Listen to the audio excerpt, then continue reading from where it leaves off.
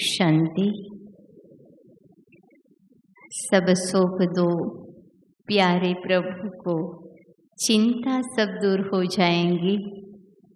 तो आज आप सभी राज ऋषि, तपस्वी मूर्त, अधर कुमार भाई जब बाबा के घर में बैठे हो और 3 दिन से लगातार आज आपका चौथा दिन पट्टी के अंदर तप रहे हो, ऐसा लग रहा है आप सभी एकदम संतुष्ट होकर के एकाग्रता और अलर्ट के साथ पट्टी के हर क्लासेस और योग तपस्या के अंदर अटेंशन देकर के अपने जीवन को जो भी कमी या कमजोरी है उसको यहाँ ही छोड़ करके संपूर्ण बनने का लक्ष्य रख करके जा रहे हो। तो अभी हम शुरू करने जा रहे हैं हमारे आदरणीय संतोष दीदी और गीता दीदी के साथ। आपके जो प्रश्न है वो प्रश्न का ऐसा समाधान आप सभी को मिलेगा जो यहाँ से प्रसन्नचित्त होकर के हम सभी खड़े होंगे। तो दीदी, एक प्रश्न आया है हमारी संतोष दीदी से, मैं प्रश्न करती हूँ जो आपके तरफ से आया है। अभी तो दीदी यहाँ पर हमें बहुत ही हिम्मत, उमंग और उत्साह रहता है और ऐसा लगता है हम एकदम तीव्र पुरुषार्थ करेंगे और बाप के समान बनेंगे। लेकिन जब यहाँ से गृहस्थ में जाएंगे, नौकरी आदि में जाते हैं, तो वो उमंग उत्साह कायम रहे, उसके लिए मुझे क्या करना चाहिए, ऐसा प्रश्न है। ओम शांति। आज भी बाप दादा हम बच्चों को साथ और संग की बात बता रहे थे। बाबा के साथ और बाबा के समीप रहने वाले जो बच्चे हैं उनके ऊपर तो सदैव बाबा का ही रंग चढ़ा हुआ होता है, भले को कोई कहाँ भी चला जाए। वास्तव में देखा जावे तो जैसी हमारी अवस्था होती है वैसा ही वातावरण बनता है। हाँ, ये जरूर है कि आप माइनॉरिटी में होते हैं और वहाँ उनका जोर मेजॉरिटी में होता है। इसीलिए यहाँ से जो आप लोग बैटरी चार्ज करके जा रहे हैं, अगर उसको कंटिन्यू रखेंगे, अपने ऊपर अटेंशन रखेंगे, तो आपको वहाँ के वातावरण का कोई भी असर नहीं होगा। प्रोग्राम के अनुसार हमारी प्रोग्रेस नहीं होनी चाहिए। हमारी प्रोग्रेस, उन्नति सदैव होती रहे, नहीं तो सिर्फ प्रोग्राम को देख करके हमने प्रोग्रेस किया और उसके बाद प्रोग्राम पूरा हुआ तो हमारी उन्नति भी पूरी हो गई। जैसा कहते हैं, गंगा गए तो गंगा राम और जमुना गए तो जमुना दास। तो ऐसी स्थिति जो है, ऐसी स्थिति वास्तव में देखा जाए तो वर्तमान के समय हमारी स्थिति ये कोई अच्छा नहीं है। अगर हम अपने ऊपर अटेंशन रखते हैं, अपने ऊपर ध्यान रखते हैं और जो भी युक्तियां बताई हैं उन युक्तियों को इस्तेमाल करते हैं, तो हमारे अंदर ये जो संग के रंग की कमी है ये स्वतः ही निकल जाती। भले आप कितनों में भी रहो, परंतु आप सदैव ये याद रखो कि मैं तपस्वी कुमार हूँ, मैं बाबा का बच्चा हूँ, मैं बाबा को प्रत्यक्ष करने वाला हूँ। तो मैं समझती हूँ उसका आपके ऊपर कोई असर नहीं होगा। जो रंग पक्का होता है उसके ऊपर दूसरा रंग कभी नहीं चढ़ सकता है। तो इसीलिए यहाँ से आप अपने रंग को, ईश्वरीय रंग को पक्का करके जाओ, तो किसी की ताकत नहीं है आपके ऊपर अपना रंग चढ़ावे। उल्टा आप ही अपना रंग उनके ऊपर चढ़ा करके उनको वापस लेके आना। ओम शांति। पत्नी ज्ञान में नहीं चलती है, क्या पत्नी का हाथ का खाना चाहिए? अभी प्रवृत्ति में रहते हैं, वो ज्ञान में नहीं चलती हैं, परंतु आपकी सहयोगी तो जरूर है। इसीलिए तो आप, वो नहीं चलती है और आप चलते चलते हैं का मतलब आप पवित्र रहते हैं, यही हुआ ना अर्थ। तो आपको पवित्रता का अगर वो सहयोग देती है तो बाबा की याद में उसके हाथ का खाने में कोई हर्जा नहीं। अच्छा गीता दीदी, आपसे ज्ञान अविनाशी है, उसकी प्राप्ति भी अविनाशी है, अमृत वेला करने के बाद सो जाने से याद विनाशी कैसे हो सकती है? इस विषय में बाबा क्या उत्तर देते हैं, कृपया बताएंगे। भाई ने बहुत अच्छा ज्ञान देकर हमें प्रश्न पूछा है कि बाबा अविनाशी है, ज्ञान अविनाशी है, अमृत वेला योग करने के बाद हम सो जाएं तो वो याद खत्म कैसे हो जाएगी? याद खत्म नहीं होती है, वो तो जो अभ्यास आपने किया वो आप में शक्ति भरता है। पर वो कहने का भावार्थ ये है कि वो अभ्यास करने के बाद या वो याद का सुख लेने के बाद अगर आप कोई प्लानिंग करते हैं सेवा में, सेवा की प्लानिंग या कोई भी मंथन करते हैं तो वो बहुत अच्छी उस समय हमें टचिंग होती है। पर जिनको दिन में आराम नहीं मिलता है या कोई तबीयत का कारण है तो आप योग के बाद आधा घंटा लेट गए, रिलैक्स हो गए, तो इससे योग खत्म नहीं होता है। बड़ी दीदी जिससे मैंने खुद पूछा था, क्योंकि मुझे भी अमृत वेला सिर दर्द बहुत होता है, तो शुरू में ही मैंने पूछा था अगर आधा घंटा हम रिलैक्स नहीं करते हैं तो फिर सारा दिन सिर भारी रहता है, मुरली क्लास में भी नींद आएगी। तो बड़ी दीदी ने उस समय कहा था कि तुम्हारा बचपन से ही सिर दर्द है और तकलीफ होती है तो तुम आधा घंटा लेट जाओ। पर तकलीफ है और लेट जाना, दिन में आराम नहीं मिलता है और आधा घंटा आराम कर लेना, वो एक अलग बात है, उसमें कोई हर्जा नहीं। पर जिनको दिन में भी आराम मिलता है और उसके बाद भी और नींद चाहिए तो लक्ष्य रखें कि हम न सोएं, ताकि उस याद का प्रभाव कर्म तक ज़्यादा रहेगा, उसमें वो परसेंटेज थोड़ी कम हो जाती है और कुछ नहीं है, खत्म नहीं होता है। बाबा की याद की शक्ति सदा रहती है।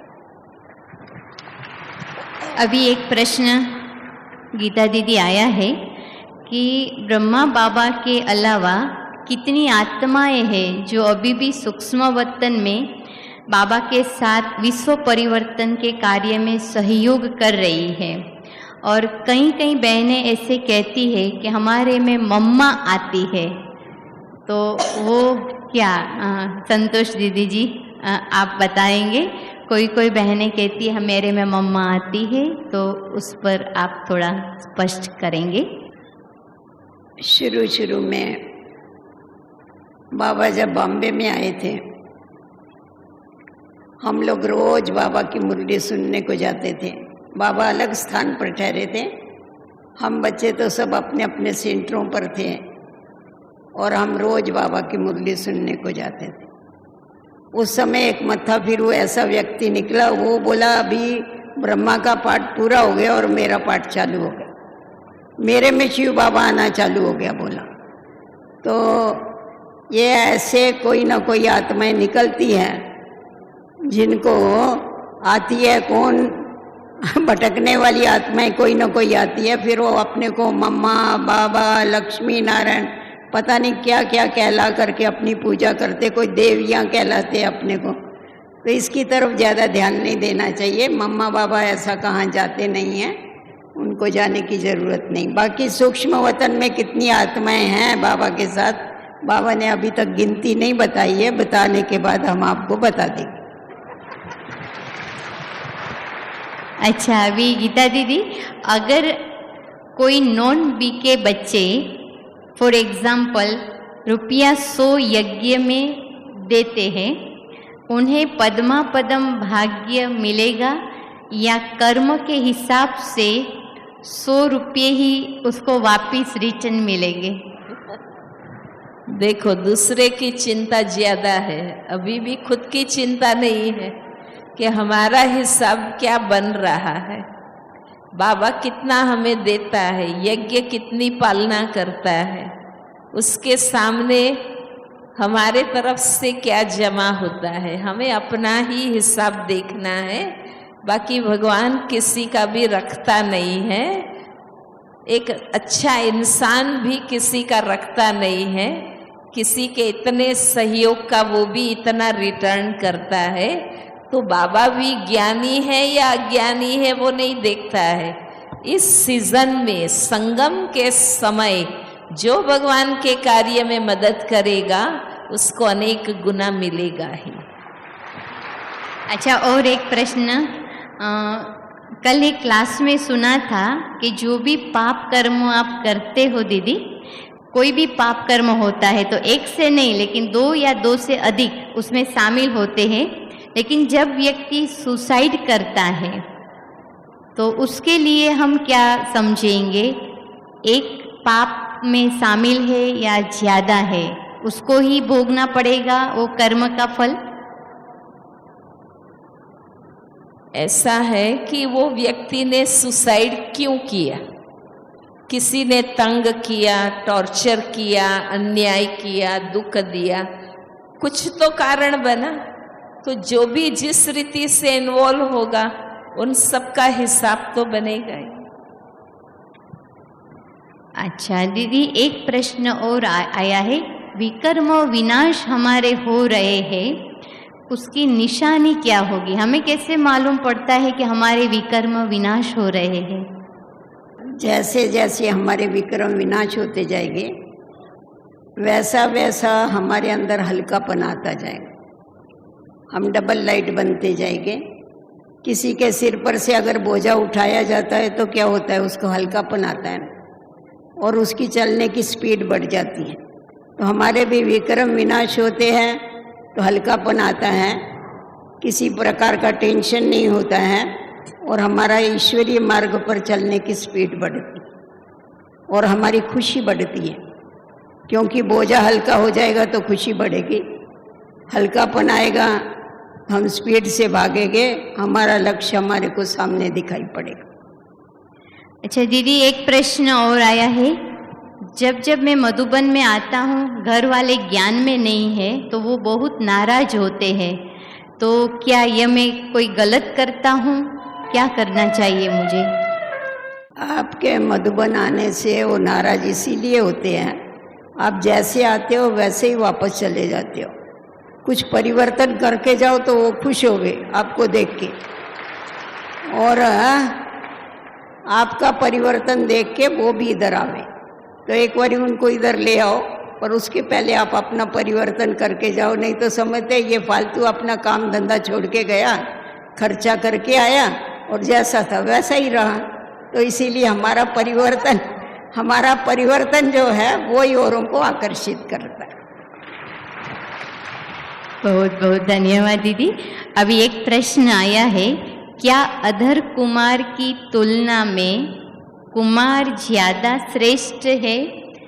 एक इंसिडेंस लिखा है दीदी इसमें कि हम सभी साथ में अभी यात्रा कर रहे थे, तो उसमें कुछ अधर कुमार को उसके दौरान कोई अप्रिय घटना अधर कुमार के साथ हुई।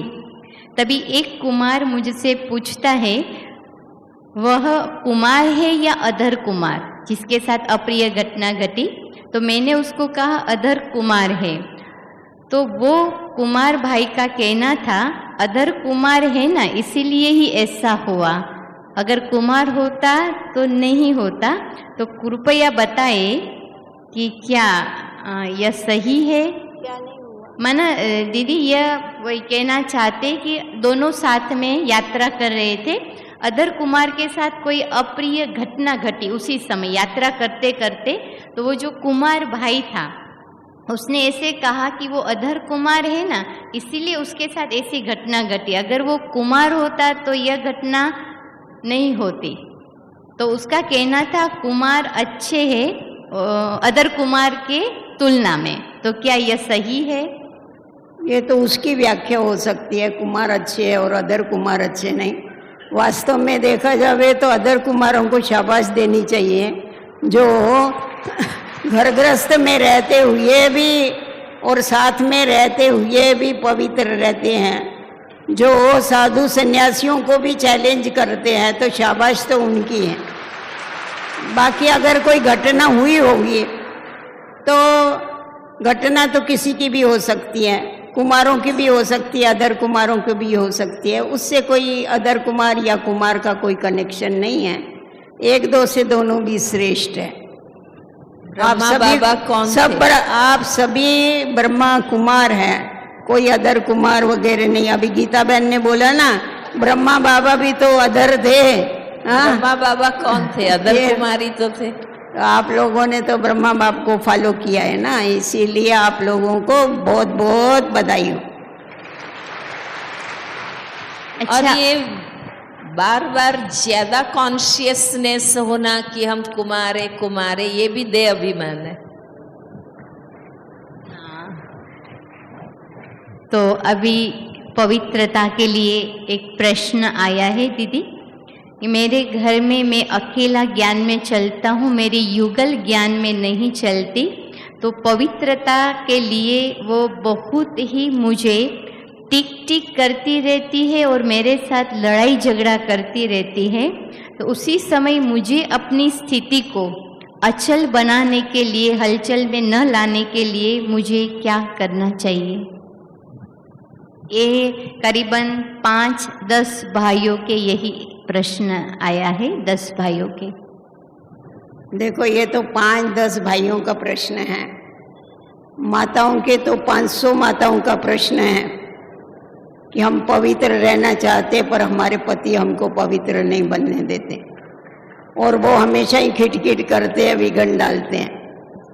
तो भी वो माताएं इतनी पक्की होती हैं, जो शास्त्रों में गाए ना, नारियों ने नर को तारा, तो आखिर वो अपने पतियों का उद्धार करके ही छोड़ती है। माताओं की ये खूबी होती है, वो सुने नहीं सुने, उनको धीरे धीरे ज्ञान सुना सुना के भूं करके अपने अंदर परिवर्तन लाके उनको जरूर ब्रह्मर बना के, ब्राह्मण बना के छोड़ती है।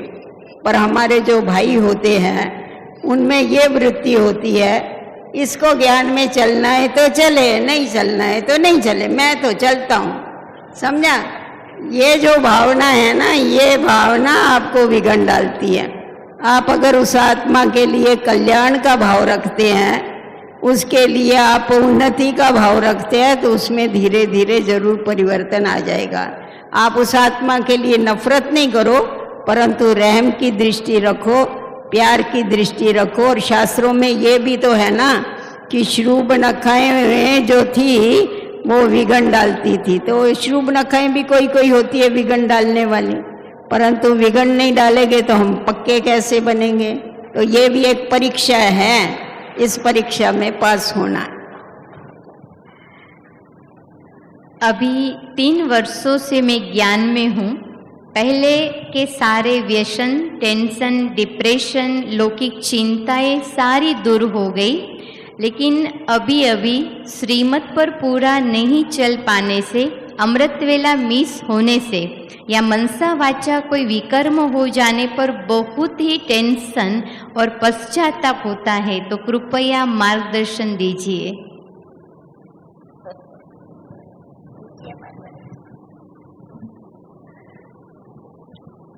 देखो, बाबा कहता है कि श्रीमत पर चलना है, नियम मर्यादा में चलना है, दिनचर्या एक्यूरेट रखनी है। अगर कभी नहीं चल पाते हैं, कोई दिन मिस होता है, तो बाबा कहता है अटेंशन रखो, पर टेंशन नहीं करना है ना। चलो भाई हो गया। आत्मा, बाबा कहते हैं ना, जन्मते ही तो कोई राजा नहीं बन जाती, पुरुषार्थ कर करके योग्य बनती। इसलिए टेंशन नहीं करना है, पर महसूस करना है कि आज मिस हो गया, पर आगे से ऐसा अलबेलापन हम नहीं रखेंगे। टेंशन में आने से तो कोई फायदा ही नहीं। बाकी घड़ी घड़ी मिस हमें नहीं करना चाहिए।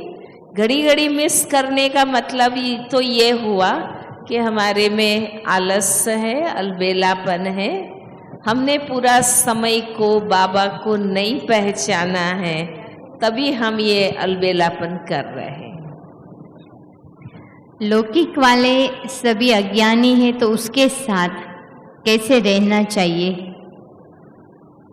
लौकिक वाले सभी, घर वाले सभी अज्ञानी हैं, तो उसके साथ बैलेंस में कैसे रहना चाहिए? क्योंकि वो ज्ञान में चलता हूँ तो विघ्न डालते हैं, तो मुझे उसके साथ कैसे व्यवहार करना चाहिए? आप लोगों ने माया को चैलेंज दिया है कि तुम आओ और हम तुम्हारे को जीते। फिर माया आती है, चिल्लाते क्यों?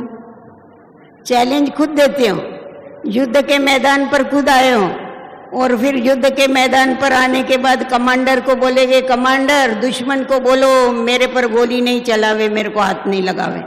ये भी कोई बात होती है? विघ्न तो आने ही है, विघ्न नहीं आएंगे तो आप विघ्न विनाशक कैसे बनेंगे? आज आप देखो, एक दुकान के ऊपर बोर्ड लगा हुआ है टीवी रिपेयर, तो उसके पास कौन से टीवी आते हैं? खराब टीवी आएंगे, अच्छे आएंगे? फिर वो बोले क्या सारा दिन मेरे पास खराब ही टीवी आते? अरे तूने बोर्ड ही कौन सा लगाया है? तो तुम लोगों ने बोर्ड ही लगाया है विघ्न विनाशक, तो विघ्न तो आने ही है, वो आएंगे तभी तो विनाश करेंगे, तभी तो आपकी पूजा होगी, नहीं तो कैसा होगी? ये बताओ।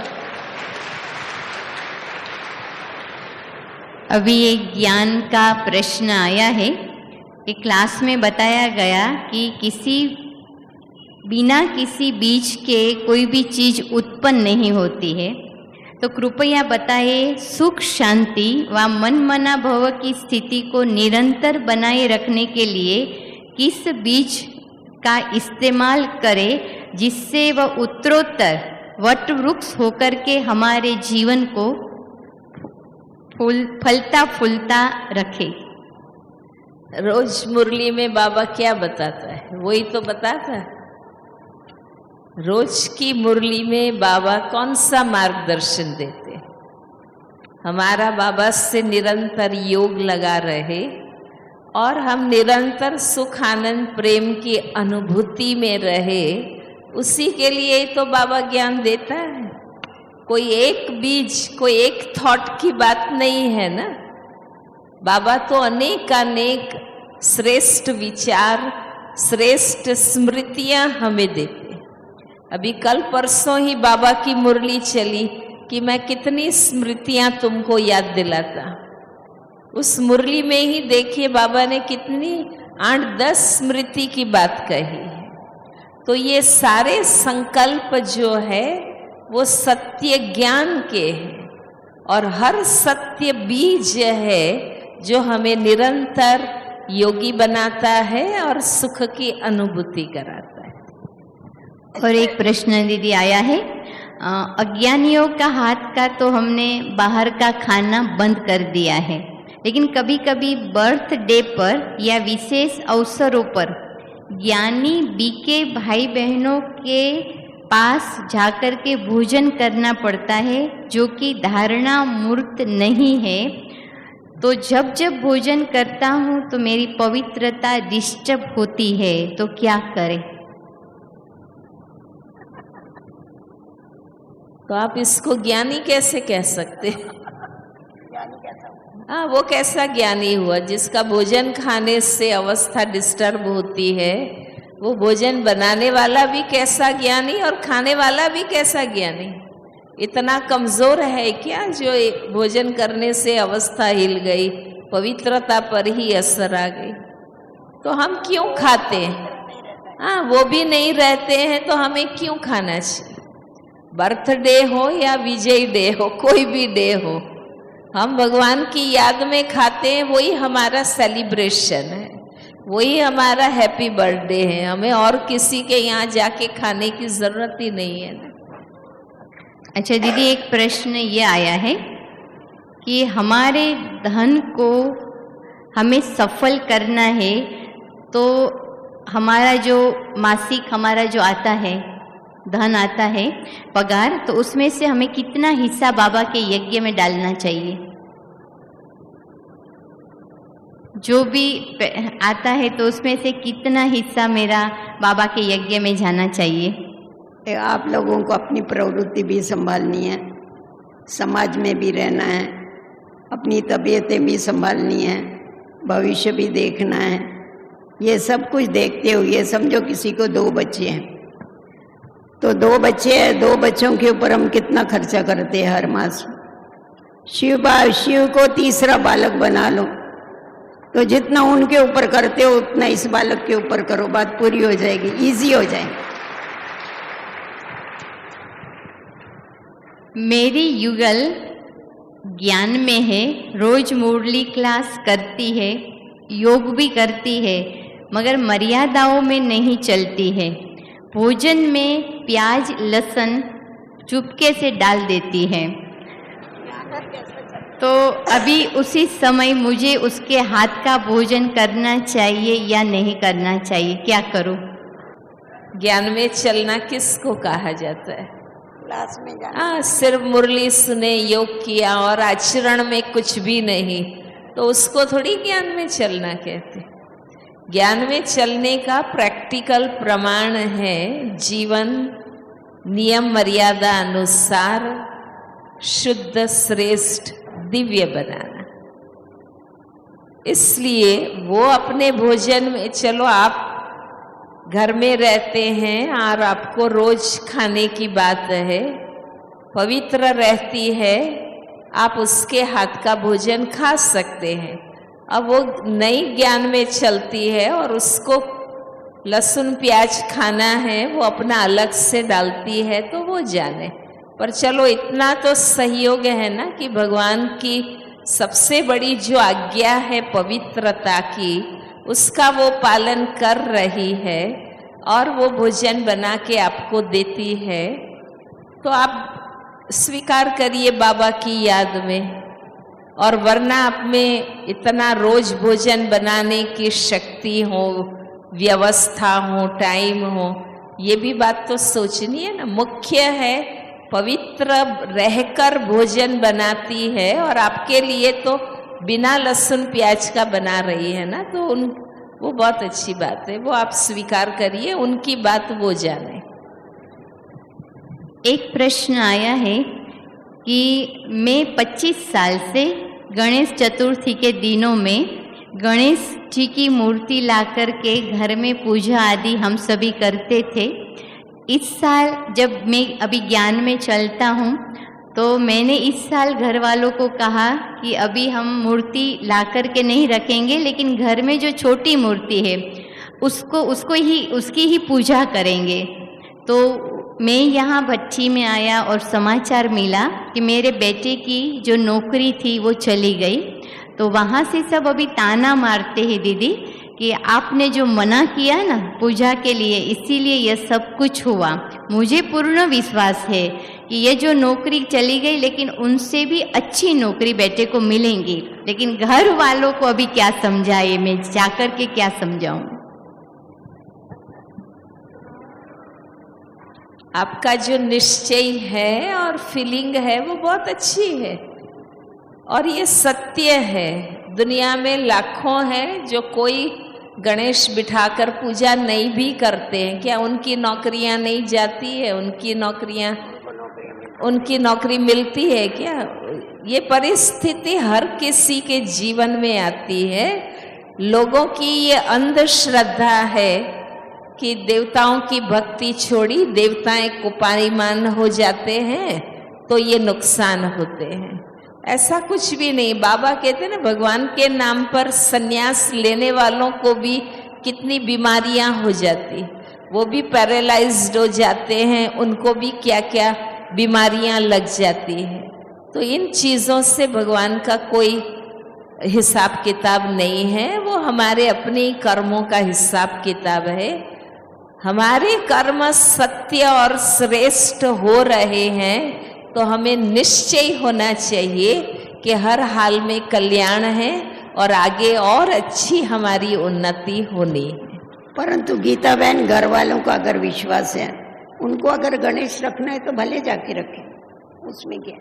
वो खुद नहीं रखते हैं, ये रखते थे और अब नहीं रखते हैं, उसका उनको प्रॉब्लम है। लोगों को ऐसा है कि वो पूजा करता था अब नहीं करता है, इसलिए ऐसा हुआ। उनको रखना है वो भले रखे। हम लोग जब ज्ञान में आए तो नेचुरली पिताजी ही पहले ज्ञान में आए और बहुत पक्के निश्चय बुद्धि बन गए, तो पूरा भक्ति का जो सामान था वो समेट के रख लिया। तो माताजी ने बोला कि ये किसी को दे दो, तो वो लोग पूजा करते रहेंगे। पिताजी ने तुरंत जवाब दिया कि हमें किसी को भगत थोड़ी बनाना है, हमें तो सबको ज्ञानी बनाना है। तो वो नदी में डाल के आए, पर किसी को दिया भी नहीं। और थोड़े दिनों के बाद इतना सीवियर टाइफाइड हो गया, तो सब कहने लगे कि देखा भक्ति छोड़ी इसलिए हुआ। पर जिनको निश्चय है वो जरा भी हिलते नहीं हैं और अपने आप सब कुछ ठीक हो जाता है। अच्छा दीदी, एक प्रश्न आया है कि ज्ञान में आने के बाद जब सगे संबंधियों के प्रसंगों में हम नहीं जाते हैं तो वो भी नाराज होते हैं और टोंट मारते रहते हैं, और जब हम लौकिक ये सारी बातें निभाते हैं तो सेंटर पर कोई सेवा नहीं कर सकते हैं, तो हमारी दीदी हमें बोलती है या टोंट मारती है, तो क्या करें? दोनों में बैलेंस क्या करें? अच्छा दीदी, ऐसे है जब हम लौकिक में प्रसंगों में जाते हैं, नहीं जाते तो लौकिक वाले बोलते हैं, और जब वहाँ जाते हैं तो सेंटर पर कई बार हम समय नहीं दे सकते सेवा के लिए, तो दीदियाँ हमें बोलती है, तो दोनों का बैलेंस हम कैसे रखें? टीचर्स डांटते हैं कि भैया आप यहाँ टाइम नहीं, यहाँ क्यों टाइम नहीं देते? टीचर को अपने सरकमटेंस बताओ तो नहीं डांटेगी, फिर वो समझती होगी ये ऐसा ही नहीं आता है, ऐसा होता है। उसको बताओ हमारे क्या सरकमटेंस, थोड़ा उधर टाइम दो, थोड़ा उधर टाइम दो, बैलेंस करके चलो दोनों टांगों का, और क्या है, ज्यादा क्या कर सकते हैं हम। आपका विवेक समझ रहा है ना, हम रॉन्ग नहीं कर रहे। जहाँ जरूरी है लौकिक में टाइम दे रहे हैं, और बाकी जितना हो सकता है हम बाबा को भी टाइम दे रहे हैं। तो फिर लौकिक वाले डांटे या कोई टीचर डांटे, आप उसको माइंड नहीं करिए, आप अपने बैलेंस में चलते रहिए। क्या हम ड्रामा को चेंज कर सकते हैं? अगर नहीं तो पुरुषार्थ के लिए क्या माने? क्योंकि ड्रामा में जैसा होगा उस प्रकार पुरुषार्थ चलता रहेगा। आज ही बाबा ने मुरली में बोला ना, जो नसीब में होगा, माना ही ड्रामा, जो नसीब में होगा ऐसा करके बैठ नहीं जाना है, पुरुषार्थ पूरा करना है। पर फेल होने के बाद बोलते हैं कि हमारे नसीब में नहीं, पहले तो पुरुषार्थ किया जाता है। इसीलिए प्रश्न पूछा जाता है, पुरुषार्थ बड़ा या प्रारब्ध बड़ी? तो क्या जवाब है?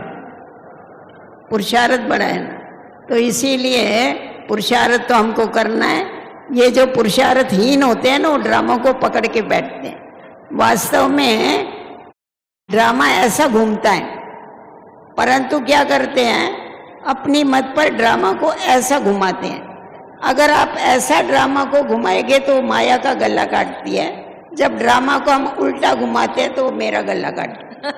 तो इसीलिए कभी भी उसको उल्टा नहीं घुमाना, सुलटा घुमाना, स्वदर्शन चक्र, उल्टा स्वदर्शन चक्र नहीं घुमाना कभी। तो पुरुषार्थ तो करना है। आप बैठ जाओ खटिया पर, बोलो मेरे अगर नसीब में होगा तो मेरे को पानी मिलेगा, आपको पानी की एक बूंद भी नहीं मिलेगी, घूंट तो छोड़ दो, पुरुषार्थ तो करना ही है। इसीलिए पहले पुरुषार्थ, पीछे ड्रामा। और देखो ड्रामा में क्या हमारा निश्चित है हमें पता नहीं है, तो इंसान का फर्ज है अच्छे से अच्छा पुरुषार्थ करना। कर्म में पुरुषार्थ, कर्म के रिजल्ट पर ड्रामा। अच्छा, अभी मैं योग करने जब बैठता हूँ तो मेरी एक आदत बन गई है आंखें बंद करके योग करना। आंखें खुली रख करके मैं योग नहीं कर सकता हूँ, तो यह सही है? नहीं कर सकता है तो नहीं करे, बंद करके करे। सोवे नहीं, फिर ऐसा नहीं बंद करते करते बंद ही हो जाए। बंद करके भी योग हो रहा है वो देखिए पहले, है ना। बंद करके बैठेंगे तो और ही व्यक्ति को अनेक विचार आते हैं। आंखें खुली हैं तो हमें एहसास होता है कि हम इसी दुनिया में हैं। तो इसलिए महत्वपूर्ण आंख बंद करना और खोलना नहीं है, महत्वपूर्ण है योग लगता है या नहीं, वो इम्पोर्टेंट है। बाकी भगवान कहते हैं कि आंखें खुली रखते हुए भी तुम मुझे याद कर सकते हो। आंख बंद करने की अननेचुरल मेथड को अपनाने की जरूरत नहीं। धीरे धीरे अपने आप को चेंज करिए। जब बाबा की याद में बैठता हूँ, जैसे ही योग में बैठता हूँ तो मुझे नींद आना शुरू हो जाती है, और जैसे ही याद से मैं उठता हूँ योग से तो नींद चली जाती है। तो क्या करूँ जो याद में नींद ना आए?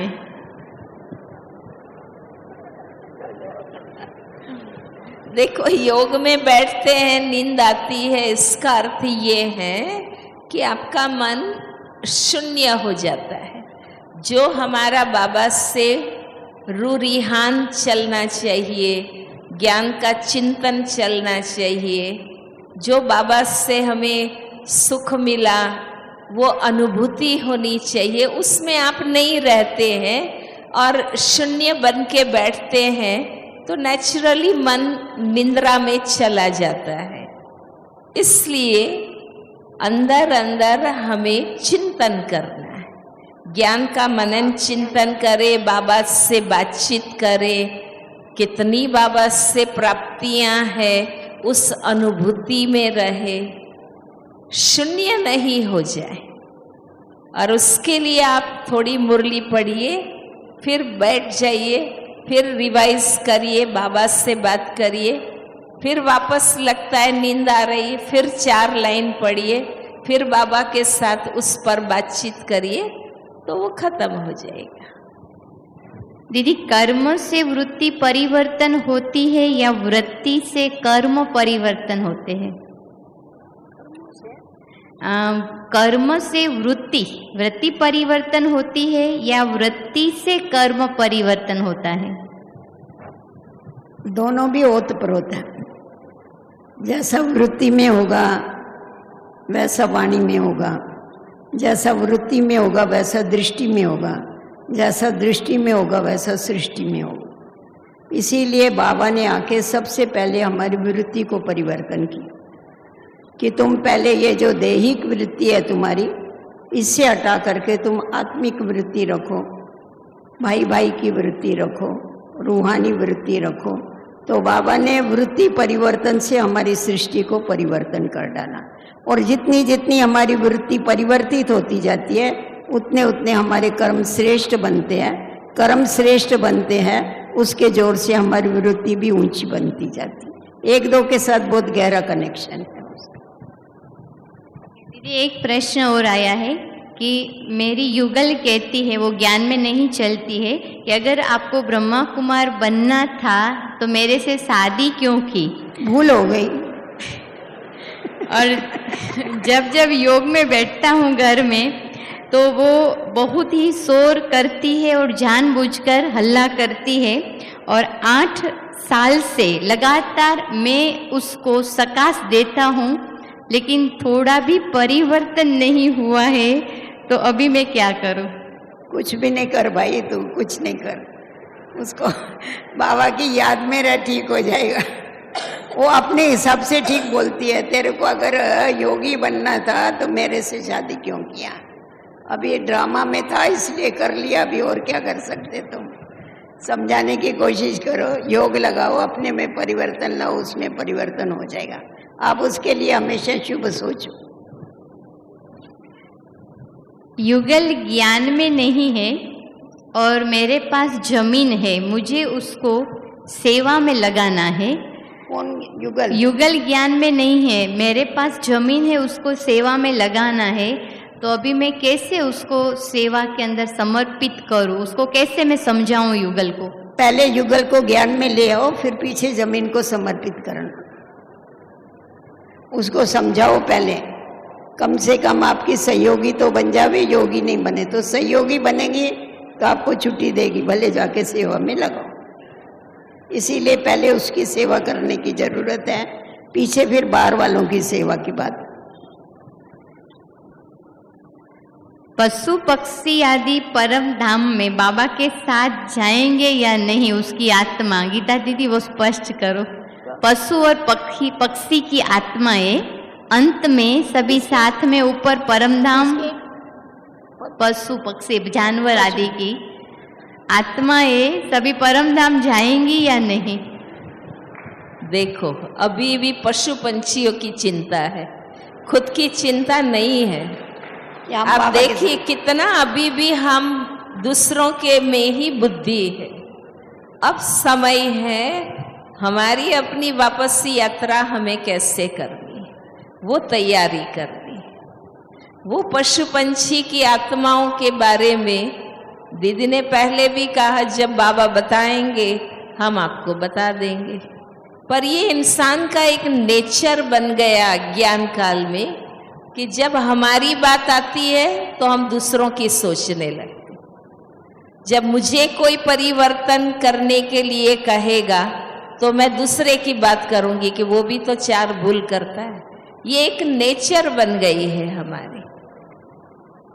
इन बातों का देवता बनने से कोई रिलेशन नहीं। बाबा वही बात हमें बताते हैं जो मनुष्य से देवता बनने के लिए जरूरी है।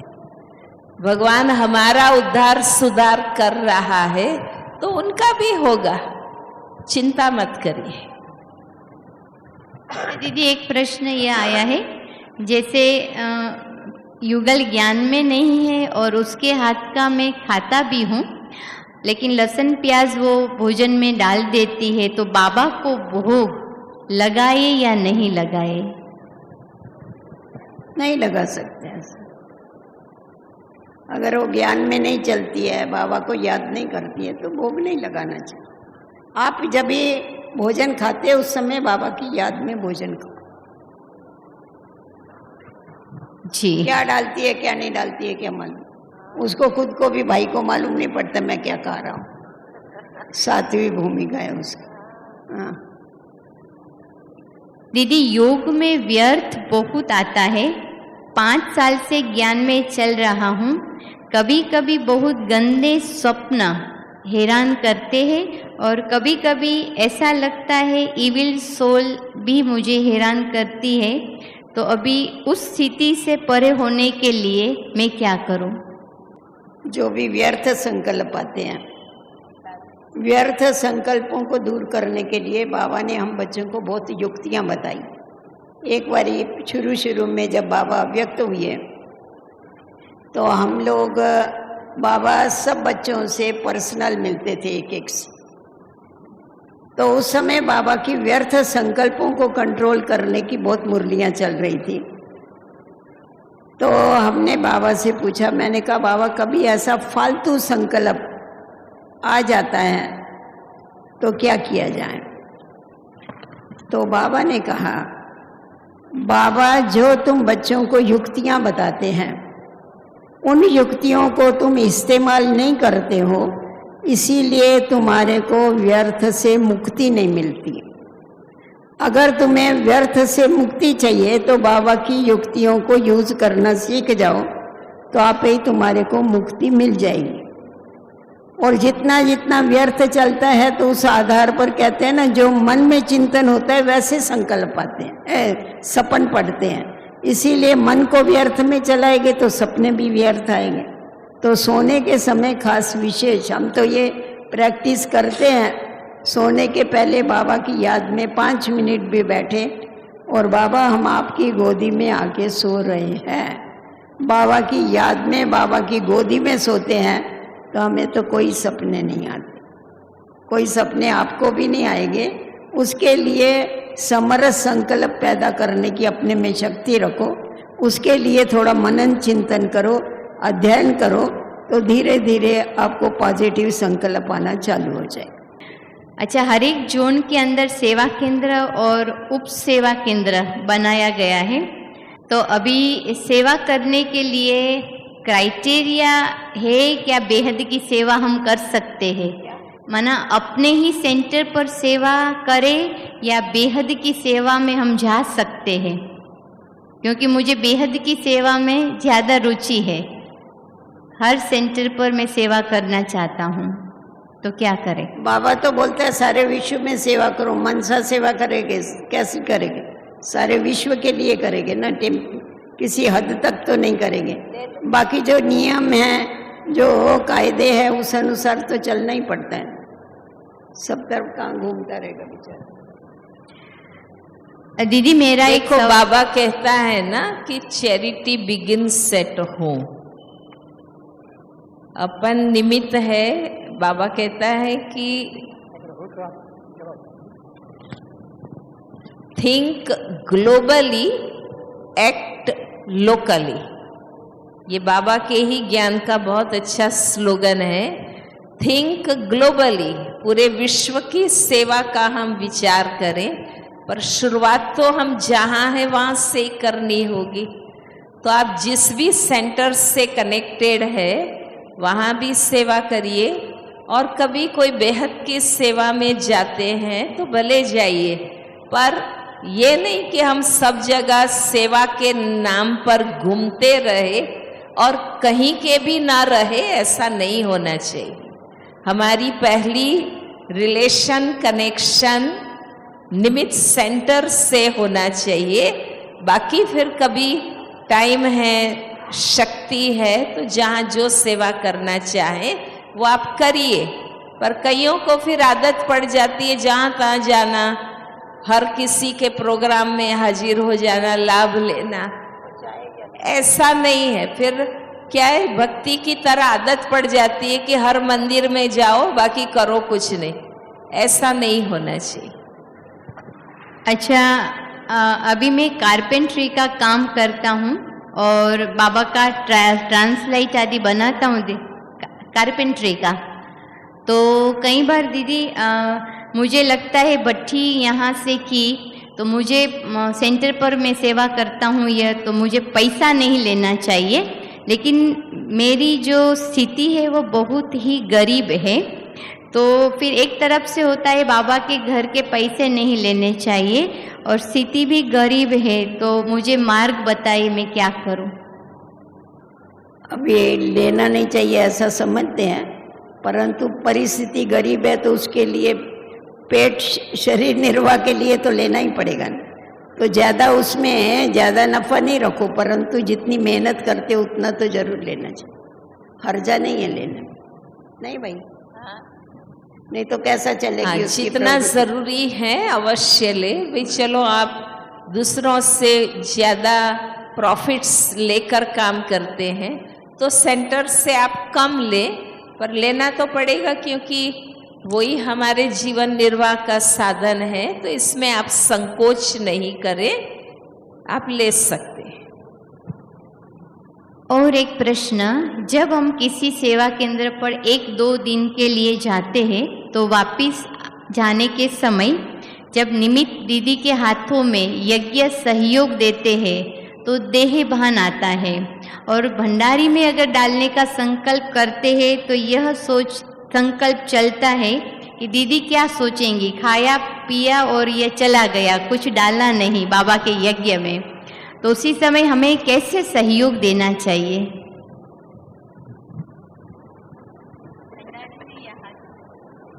जैसा भी इच्छा हो वैसा कर सकते, ये कोई बांधा हुआ नहीं है। भंडारी में भी डाल सकते, हाथ में जैसा देना, जैसा भी करो वैसा, आपके ऊपर है।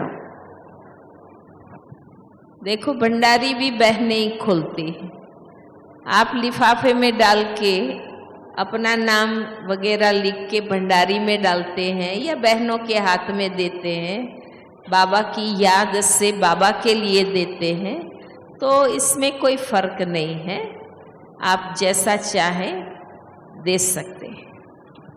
श्री कृष्ण का जन्म संगम युग पर ही होगा या सतयुग में होगा? बाबा ने तो बताया कि वो सतयुग का पहला प्रिंस है, तो सतयुग में ही होना चाहिए, उसको सतयुगी कहेंगे। अच्छा, और एक प्रश्न, सारे दिन की दिनचर्या में मुरली में बाबा तो कहते हैं ना कि संपूर्ण सतयुग लक्ष्मी नारायण गद्दी पर बैठेंगे तब से माना जाएगा, पर शुरुआत दैवी जन्म की तो कृष्ण से ही होगी ना, इसलिए वो जन्म भी पवित्र दिव्य ही है जो सतयुगी ही माना जाएगा, क्योंकि वो कल्प वृक्ष का पहला पत्ता है। पहला पत्ता है तो पहले ही आएगा ना। और ऐसा नहीं होता है, ये साइकिल है ना, तो ऐसा नहीं होता है कि पूरा खत्म हो जाए कलयुग फिर सतयुग की पहली आत्मा आवे, ऐसा नहीं होता है। कलयुग के अंत में से ही सतयुग शुरू हो जाएगा। तो ये साइकिल का वो पॉइंट आता है जहाँ दोनों युग का एंड होता है।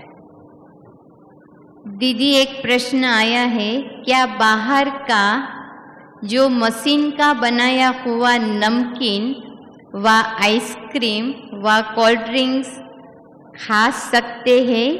बाबा की याद में वाइब्रेशन दे करके खा सकते हैं या नहीं? मशीन का बना हुआ आइसक्रीम है, नमकीन है, कोल्ड ड्रिंक्स है। आपका मन मानता हो तो खाइए, नहीं मन माने तो नहीं खाओ, आपके ऊपर है। सही बात है। फास्ट कैसा कर सकते? देखो आजकल दुनिया वाले भी नहीं खाते हैं, इतनी मिलावट बनावट होती है, आप सोच नहीं सकते वो किस प्रकार का तेल यूज करते होंगे, क्या क्या मिक्स करते होंगे, आपको क्या पता है। चलो मशीन मेड है, पर मटेरियल्स जो यूज करते हैं वो किस प्रकार का है। और दूसरा कि बाबा कहता है कि हम अपना रोज का खाना खाते हैं, फिर ये इच्छाएं हमें क्यों होती, तो ये भी एक प्रकार का स्वाद ही है। आप जितना बाबा की याद में घर में बना के खा सकते हैं दी बेस्ट है। कोई लाचारी हालत में भूख मरने की बात है तो अलग बात है कि आप कोई मशीन मेड चीज लेते हैं और योग करके खाते हैं, और इच्छा से खाना अलग बात है। आइसक्रीम है, कोल्ड ड्रिंक्स है, ये तो एक्सेस ही है ना, वो कोई आवश्यक खाना नहीं है। अभी लास्ट क्वेश्चन, मैं 3 साल से ज्ञान में चल रहा हूँ, मेरी युगल ज्ञान में नहीं चलती है, वो किसी युगल ज्ञान में नहीं चलती। दीदी ने पूछ रही, दीदी सबकी युगल ज्ञान में नहीं चल रही है, किसकी किसकी युगल ज्ञान में नहीं चल रही है? हाथ खड़ा करें थोड़ा, दीदी को बताए। ये सिंगल अदर कुमार आए हैं, इनकी युगल मेजोरिटी की नहीं चल रही, तो वो मेरी युगल अन्य मिशन में जाती है, ताकि उस मिशन के अंदर बहुत ही बुरा होता रहता है और सारी मेरी युगल के लिए अच्छी अच्छी बातें लोग नहीं बोल रहे हैं, तो मुझे ये सब सुनने को मिलता है। तो जब भी मैं योग में बैठता हूँ तो वो सारी बातें मेरे सामने आती है, तो क्या करूँ, योग कैसे लगाऊं? दूसरे मिशन में जाती है और वहाँ के सभी लोग गलत गलत बातें उसकी युगल के लिए बोलते हैं, चारित्र के लिए। तो मुझे बहुत संकल्प चलते, मैं उसको समझाता हूँ लेकिन नहीं समझती है, बंद नहीं करती है। तो उसी समय मैं क्या करूँ? नहीं, देखो, आप अपने घर के मालिक हैं, आप अपनी युगल ज्ञान में नहीं चलती है, पर अच्छी बात आप बता सकते हैं कि आप पॉजिटिवली जानने का प्रयास करिए कि भी वो संस्था क्या है, वहाँ क्या होता है, कौन हेड है, किस प्रकार की प्रवृत्ति होती है, आप जाके क्या करते हैं, ये सब कुछ पहले आप जानिए पॉजिटिवली। किसी की सुनी सुनाई पर हम क्यों मान ले, उनसे जानिए और फिर आप अपनी रीति से फिर वहाँ जांच करिए, फिर बहुत ऐसा कुछ हो तो बताइए। बाकी आजकल हर किसी के लिए कुछ ना कुछ लोग बोलते ही रहते। बाबा को घर में भोग कैसे लगाए उसकी विधि थोड़ी स्पष्ट करें। घर में बाबा को भोग अकेला हूँ तो कैसे लगाऊं, उसकी विधि स्पष्ट करें। बाबा को भोग लगाने के लिए तो आप दूध भी रख सकते हैं, केला भी, जो भी फ्रूट हो वो फ्रूट भी लगा सकते। और कुछ नहीं बना सकते तो कोई बात नहीं है, इतना तो दूध और फ्रूट तो जरूर लगा सकते बाबा को भोग। देखो, प्रश्न तो बहुत आ रहे हैं पर समय की भी अपनी मर्यादा है। बाबा ने हम बच्चों को मुरली एक ऐसा साधन दिया है जिसमें हर बात के जवाब आ ही जाते हैं। थोड़ा सा हमें उस पर गौर करना चाहिए और जब हमारा अपना लक्ष्य मजबूत है तो कोई भी बातें हमें हिला नहीं सकती और हम निश्चिंत भी रह सकते हैं। ठीक है, कुछ है? अब ये समय जब माताएं आई थी, इस समय माताओं का ग्रुप आया था तो कितनी थी माताएं? 10,000 माताएं थी। और मैं समझती हूँ उसमें से बांधेली माताएं कौन कौन हैं जिनको बंदा ने हाथ ऊपर कराया, कोई 8-10 माताएं मुश्किल निकली, परंतु यहाँ भाइयों की संख्या बहुत ज़्यादा निकली जो युगल उनको सहयोग नहीं देती। ऐसा क्यों? क्या बात है? संख्या कम है, 2,500 है ना ये, और ऐसा क्यों है? इसीलिए आप शुभ चिंतक बन के उनका भी कल्याण सोचिए। मैंने कहा ना, माताओं में ये खूबी होती है, उनके पीछे लग जाएंगे, धीरे धीरे धीरे धीरे उन लोगों को बाबा का परिचय देते रहेंगे, उनके अंदर परिवर्तन लाएंगे। तो आप भी उनके भी कल्याणकारी बनो ना, ये भी तो सेवा है। सारे विश्व की सेवा करते हैं तो विश्व के अंदर ही है ना वो आत्माएं भी, तो उनका भी कल्याण करने का अब मार्ग देखो, सोचो। दीदी, एक प्रश्न है कि ये भाई गीता पाठशाला में क्लास करते हैं और उस गीता पाठशाला के टीचर जो हैं उनके साथ पैसे की लेन देन हुई है। वो खुद यज्ञ सेवा अलग करते हैं पर उस टीचर को ने भी कोई पैसे लिए हुए हैं और 3-4 साल हो गए, दे देंगे ऐसे कहते हैं, तो अभी तक दे नहीं रहे हैं। ना वो इंचार्ज को बता पाते हैं और ना वो भाई देने की कोई बात कर रहा है। आप देखो, हम लोगों के जो ईश्वरीय नियम लिखे हुए हैं क्लास में आने के, उसमें ये भी है कि यहाँ कोई भी सेंटर पर कोई भी ज्ञानी भाई बहन आपस में पैसे की लेन देन नहीं करें। तो जब अपना नियम है कि पैसे की लेन देन नहीं करनी है, फिर भी आप करते हैं तो इससे संबंध विच्छेद होते हैं, इसमें तो कोई कुछ नहीं कर सकता है। तो जो नियम है वो पढ़ करके उस अनुसार चलने की कोशिश करो। और हम लोग तो हमेशा क्लास में भी बताते रहते हैं कि ऐसा पैसे की लेन देन आपस में नहीं करना। फिर धीरे धीरे देखा जाता है पैसा लेने वाला और पैसा देने वाला दोनों भी क्लास में आना बंद कर देते हैं, क्योंकि वो दे नहीं सकता है इसलिए उसको शर्म आती है, वो नहीं देता है, इसीलिए लेने वाले को गुस्सा आता है, तो इसीलिए उसका मुंह ही नहीं देखना है मेरे को, वो भी नहीं आता है, वो भी नहीं आता।